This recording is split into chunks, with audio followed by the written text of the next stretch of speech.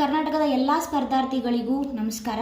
ಗ್ರಂಥಲೋಕ YouTube ಚಾನಲ್ನಿಂದ ಎಲ್ಲ ಸ್ಪರ್ಧಾರ್ಥಿಗಳಿಗೂ ತಿಳಿದಿರುವಂತೆ ಕರ್ನಾಟಕ ಸರ್ಕಾರವು ಸುಮಾರು 56,000 ಹುದ್ದೆಗಳಿಗೆ ಅಧಿಸೂಚನೆ ಹೊರಡಿಸಲಿದ್ದು, ಅದರಲ್ಲೂ ವಿಶೇಷವಾಗಿ PC, PSI, KEA ಮತ್ತು KPSC ಮತ್ತು SDA, FDA ಆಗಿರ್ಬೋದು, ಈ ಎಲ್ಲ ಹುದ್ದೆಗಳಿಗೆ ಹಾಗೂ ಇನ್ನಿತರ ಹುದ್ದೆಗಳಿಗೆ ತಯಾರಿ ಮಾಡುತ್ತಿರುವ ವಿದ್ಯಾರ್ಥಿಗಳಿಗಾಗಿ ಪರೀಕ್ಷೆಯ ದೃಷ್ಟಿಕೋನದಲ್ಲಿ ಎಲ್ಲರಿಗೂ ಅನುಕೂಲವಾಗುವಂತೆ ಪ್ರತಿದಿನ ಪರೀಕ್ಷೆಗೆ ಅವಶ್ಯಕವಿರುವ ಹೊಸ ಕಂಟೆಂಟ್ನೊಂದಿಗೆ ನಿಮ್ಮೊಂದಿಗೆ ಬರುವುದು ನಮ್ಮ ಗ್ರಂಥಲೋಕ ಯೂಟ್ಯೂಬ್ ಚಾನಲ್ನ ಮುಖ್ಯ ಉದ್ದೇಶ ಆಗಿದೆ.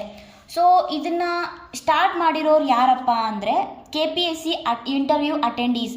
ಯಾರ್ಯಾರು ಇವಾಗ KPSC ಇಂಟರ್ವ್ಯೂ ಅಟೆಂಡ್ ಮಾಡಿದ್ದಾರೆ ಅವರು, ಮತ್ತು ಪ್ರೆಸೆಂಟ್ ವರ್ಕಿಂಗ್ ವಿಲೇಜ್ ಅಕೌಂಟೆಂಟ್ ಆಗಿರ್ಬೋದು, PCಗಳಾಗಿರ್ಬೋದು, ಇವರೆಲ್ಲ ಸೇರ್ಕೊಂಡ್ಬಿಟ್ಟು ಮಾಡಿರೋದು. ಮೇನ್ ಉದ್ದೇಶನೇ ಮೇನ್ ಮೋಟೋ ಅಂತ ಹೇಳ್ಬೋದು.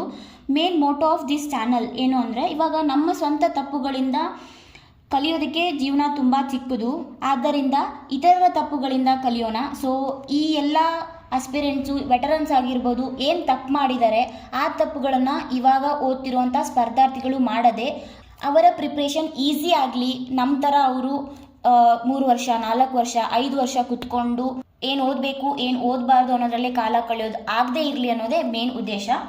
ಸೊ ನಾವು ಇದರಲ್ಲಿ ಏನು ಹೇಳ್ಕೊಡ್ತೀವಿ, ಏನು ಮಾಡ್ತೀವಿ, ಏನು ಮುಖ್ಯ ಉದ್ದೇಶ ಅಂತ ಹೇಳಿದ್ರೆ, first question paper analysis. KPSC ಆಗಿರ್ಬೋದು, UPSC ಆಗಿರ್ಬೋದು, KEA, PC, PSI ಮತ್ತು ಇನ್ನಿತರ ಹುದ್ದೆಗಳು. ಆ ಕ್ವಶನ್ ಪೇಪರ್ಸ್ನ ಅನಾಲಿಸಿಸ್ ಮಾಡಿ ಅದರಿಂದ ಯಾವ ಥರ ನೋಟ್ಸ್ ಮಾಡ್ಕೋಬೇಕು, ಅದನ್ನು ಯಾವ ಥರ ನೆಕ್ಸ್ಟ್ ಬರೋ ಎಕ್ಸಾಮ್ಸ್ಗೆ ಯುಟಿಲೈಸ್ ಮಾಡ್ಕೋಬೇಕು ಅಂತ ಹೇಳ್ಕೊಡ್ತೀವಿ. NCERT ಮತ್ತು DSRT ಈ ಎರಡು ಎಲ್ರಿಗೂ ಗೊತ್ತು. These are the Bible of competitive exams.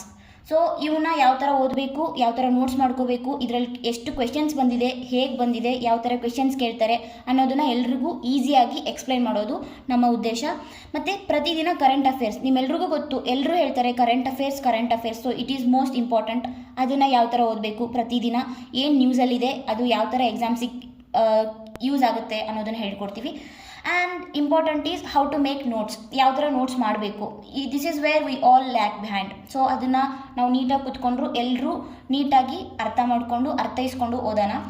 What to do and what not to do, ಇದು ತುಂಬ ಇಂಪಾರ್ಟೆಂಟ್. ಯಾಕಂದರೆ ನಮಗೆ ಎಕ್ಸಾಮ್ಸಿಗೆ ಓದೋಕ್ಕೆ ಬಂದಾದಮೇಲೆ ಸುಮ್ಮನೆ ಎಲ್ಲನೂ ಓದ್ಕೊಂಡು ಕೂತಿರ್ತೀವಿ. ಯಾವ್ದು ಓದಬೇಕು ಯಾವ್ದು ಓದಬಾರ್ದು ಅನ್ನೋದು ನಮಗೆ ಗೊತ್ತಾಗ್ಬಿಟ್ರೆ ಸಾಕು, ನಾವು ಒಂದು ಸ್ಟೆಪ್ ಮುಂದೆ ಹೋದಂಗೆ. ಸೊ ಅದನ್ನು ತಿಳ್ಕೊಳ್ಳೋಣ. ಇಟ್ ಈಸ್ ಮೇನ್ಲಿ ಇಂಟರಾಕ್ಟಿವ್, ಅಂದರೆ ನಿಮಗೆ ಏನು ಬೇಕು ಅದನ್ನು ಕೊಡೋ ಉದ್ದೇಶ ನಮ್ಮದು. ಸೊ ಇದರಲ್ಲಿ ನಿಮ್ಮದು ಪಾಲಿದೆ. ನೀವು ನಮ್ಗೆ ಹೇಳಬೇಕು ನಿಮಗೇನು ಬೇಕು ಅಂತ, ನಾವು ಅದ್ರ ಮೇಲೆ ವರ್ಕ್ ಮಾಡಿಬಿಟ್ಟು ನಿಮಗದು ಇಫೆಕ್ಟಿವ್ ಆಗಿ ಯಾವ ಥರ ಕೊಡಬೇಕು ಅಂತ ನೋಡ್ತೀವಿ. And we are focusing mainly on exam, ಅಂದರೆ ಎಕ್ಸಾಮ್ ಓರಿಯೆಂಟೆಡ್. ಎಕ್ಸಾಮಿಗೆ ಎಷ್ಟು ಬೇಕು, ವಾಟ್ ಈಸ್ ನೀಡೆಡ್ ಅದನ್ನೇ ಕೊಡ್ತೀವಿ. So this is what our motto. ಇದು ನಮ್ಮ ಉದ್ದೇಶ. ವೆಟರನ್ಸ್ ಎಲ್ಲ ಸೇರ್ಕೊಂಡು ಮಾಡಿರೋದ್ರಿಂದ ನಿಮಗೂ ಇಷ್ಟ ಆಗುತ್ತೆ.